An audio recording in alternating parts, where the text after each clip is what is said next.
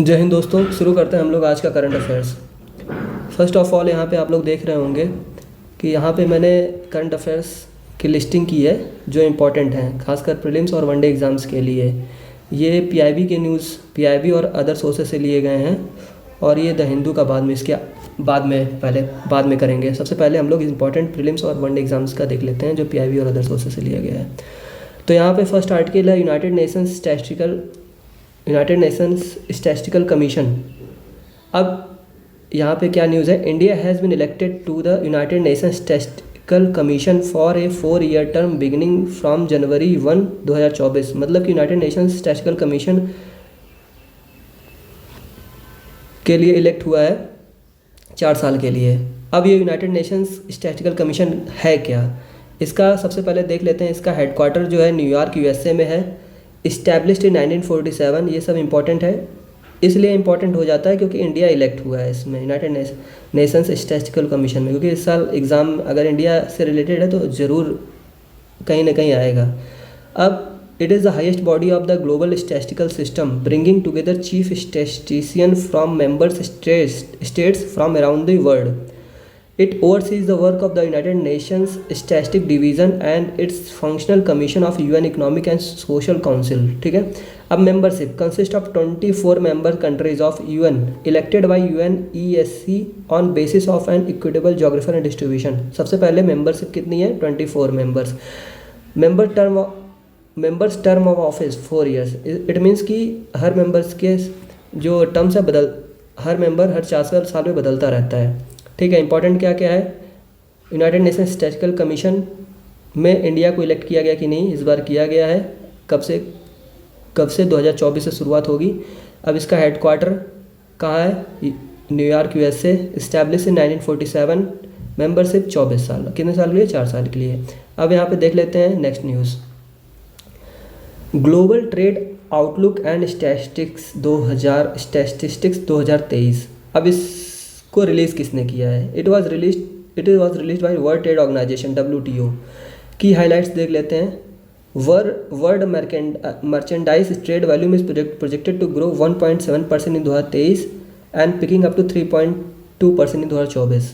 Value of the world commercial service trade increase by 15% in 2022 to $6.8 trillion.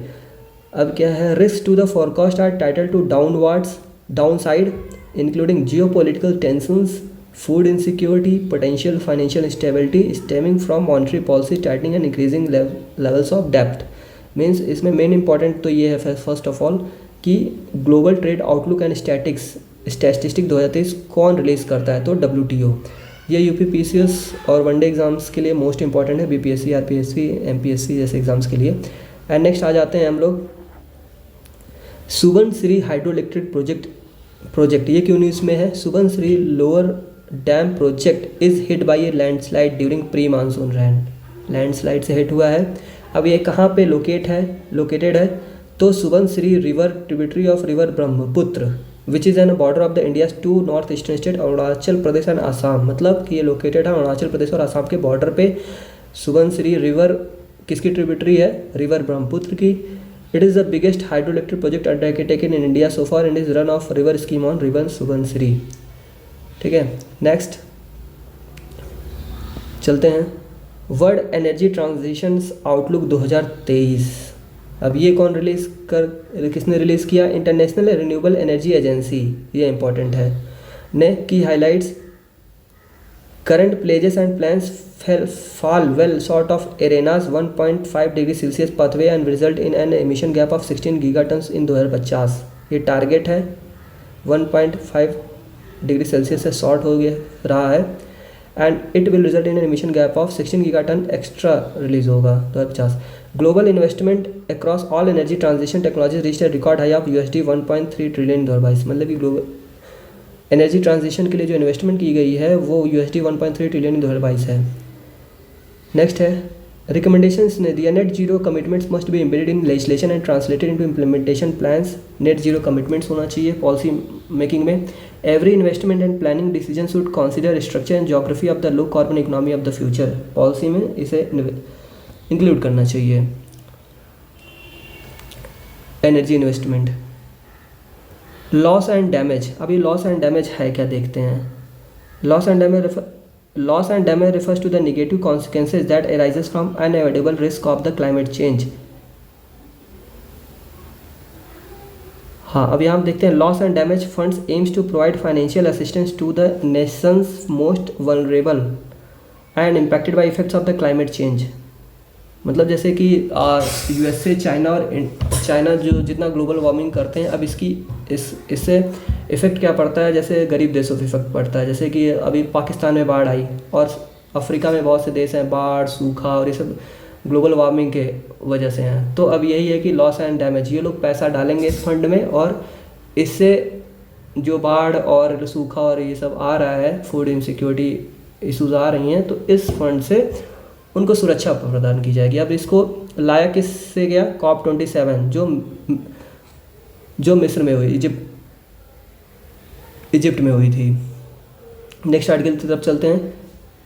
Netravali wild life century. अभी इसमें news क्यों है, क्योंकि black panther will be released into the Netravali wild life sanctuary. अब located in कहाँ पे है, गोवा में है, ठीक है। अब यहाँ पे नेत्रावली रिवर है। अब नेत्रावली रिवर किसकी ट्रिब्यूटरी है, जुआरी रिवर की, ठीक है। अब यहाँ पे most important, forest mostly constitute of moist deciduous vegetation interspersed with evergreen and semi evergreen habitat. On eastern side it is bounded by Cotigao wild life sanctuary, ये भी इंपॉर्टेंट है। कोटी-गांव वाइल्ड लाइफ सेंचुरी कहाँ है, and on northern side by Bhagwan Mahavir wild life sanctuary, Goa में है। तो ये दोनों इंपॉर्टेंट है, Mahavir wild life sanctuary and Cotigao wild life century.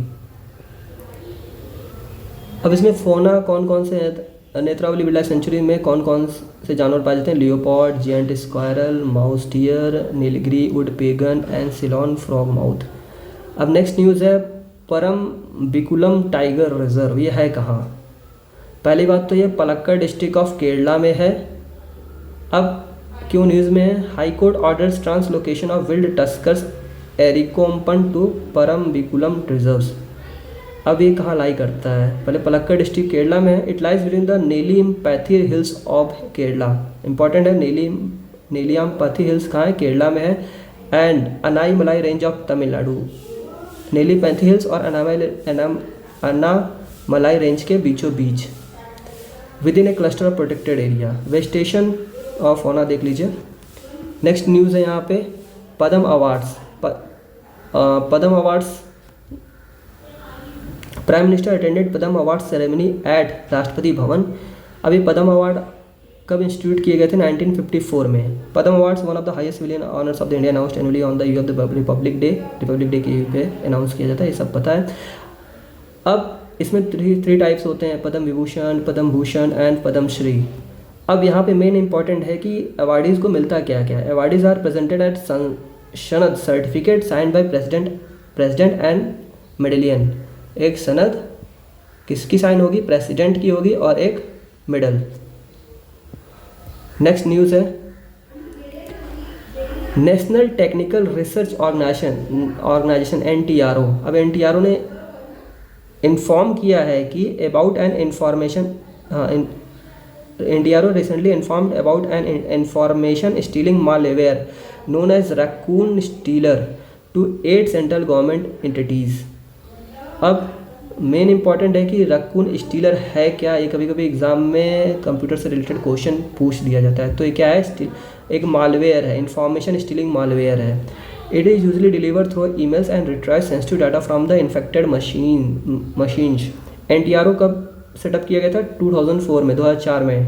Technical intelligence agency under national security adviser in prime minister office India. ये भी इंपॉर्टेंट है, किसके अंडर में आता है, नेशनल सिक्योरिटी एडवाइज़र के, और ये है प्राइम मिनिस्टर ऑफिस में। It also includes the national institute of cryptology research and development, ठीक है। नेक्स्ट ये होता होगी PIB और अदर रिसोर्सेज जो मोस्ट इंपॉर्टेंट है, ठीक है। अब चलते हैं द हिंदू की ओर। द हिंदू में क्या प्रीलिम्स से रिलेटेड है न्यूज़, यहाँ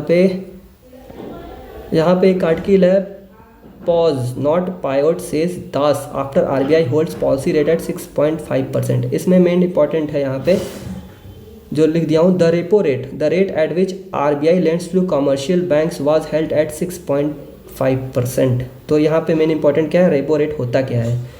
तो रेट एट विच आरबीआई जो कॉमर्शियल बैंक्स को देती है जिस रेट पे, उसे रेपो रेट बोलते हैं। तो अभी इसमें 6.5% चल रहा है, और रिवर्स रेपो रेट भी न्यूज़ में है, ये भी देख लीजिएगा। अब नेक्स्ट चलते हैं,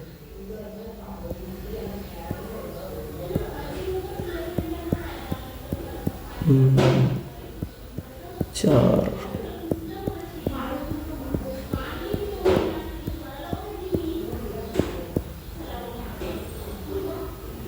हाँ यहाँ पे आई है।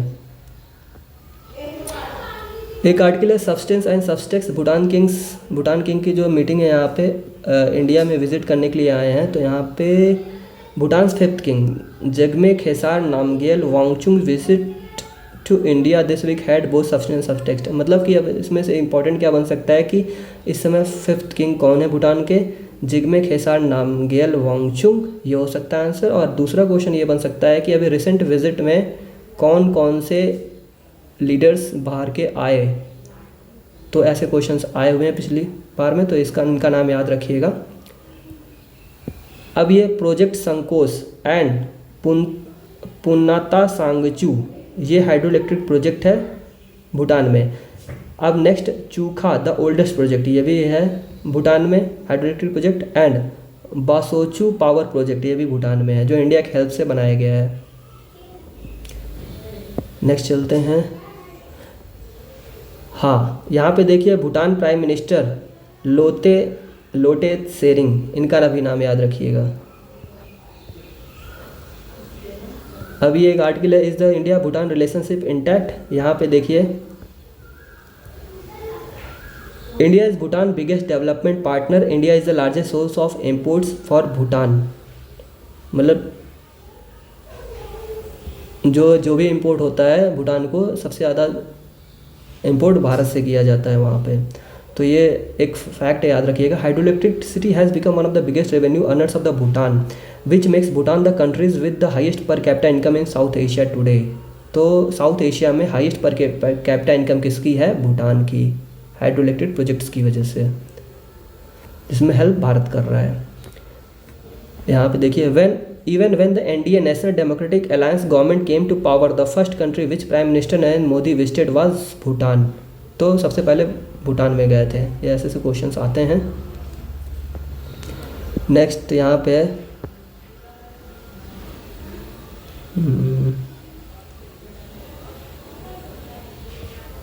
नेक्स्ट चलते हैं,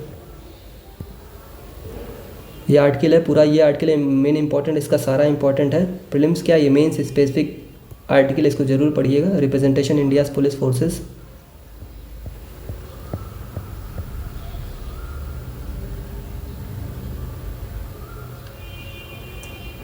अब यहाँ पे एक नोट्स मैं पढ़ देता हूँ।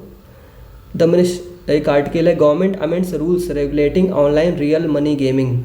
The Ministry of Electronics and Information Technology on Thursday released an amendment to the IT Rules 2021 to regulate online real money games, where users have to risk money to play, while the Ministry of Information and Broadcasting issued a fresh advisory warning media entities, platforms and online intermediaries against airing advertisement of the betting and gambling platforms.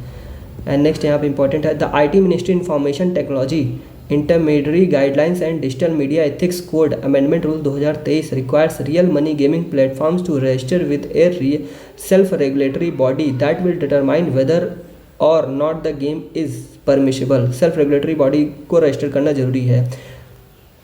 As such, games that are deemed permissible will be allowed to operate legally even if they involve deposit against an expectation of winning। मतलब जिसको permission मिल गई है वो legally खेल सकते हैं या operate कर सकते हैं वो गेम्स। अब यहाँ पे है government nod for space policy private players set to gain. Space sector में प्राइवेट प्लेयर्स की भूमिका के लिए पॉलिसी लाई गई है। The government on Thursday approved the Indian space policy 2023 that seeks to institutionalise the private sector participation on the space sector with ISRO focusing on research and development of advanced space technology। Next है Union Minister Jiten Singh said the policy will allow the private sector to take part in the end-to-end space activities that include building satellites, rockets, and launch vehicles and data collection. ISRO chairman S. Somnath said the focus of the policy would be to increase the participation of the private players in the sector. अब next चलते हैं, next current affairs. हाँ, यहाँ पे देखिए, Saudi Arabia Iran reach agreement on joint plan. अभी तक 2016 से क्या हुआ था कि सऊदी अरेबिया और ईरान एक दूसरे के कट्टर दुश्मन थे, बट अभी चाइना ने मीडिएट किया है, इन लोग को दोस्त बना दिया है। तो अभी एक तरह से इंडिया के लिए खतरे की घंटी है, क्योंकि एक चाइना जो है इस समय मीडिएटर की भूमिका में आगे बढ़ रहा है। एक मीडिएटर एक लीडर की तरह होता है, तो वर्ल्ड लीडर की तरफ चाइना बढ़ रहा है, तो इसलिए इंडिया को भी कुछ ना कुछ करना चाहिए। तो चाइना ने मेडिएशन किया था सऊदी अरेबिया और ईरान को आपस में लाने के लिए। यहाँ पे न्यूज़ देख लेते हैं। It was the first formal meeting of the senior diplomat from the two nations since 2016 when the kingdom broke ties with Iran after protesters invaded Saudi diplomatic post there. ठीक है, नेक्स्ट ये article देख लीजिएगा। FTP opens doors for some second hand good imports.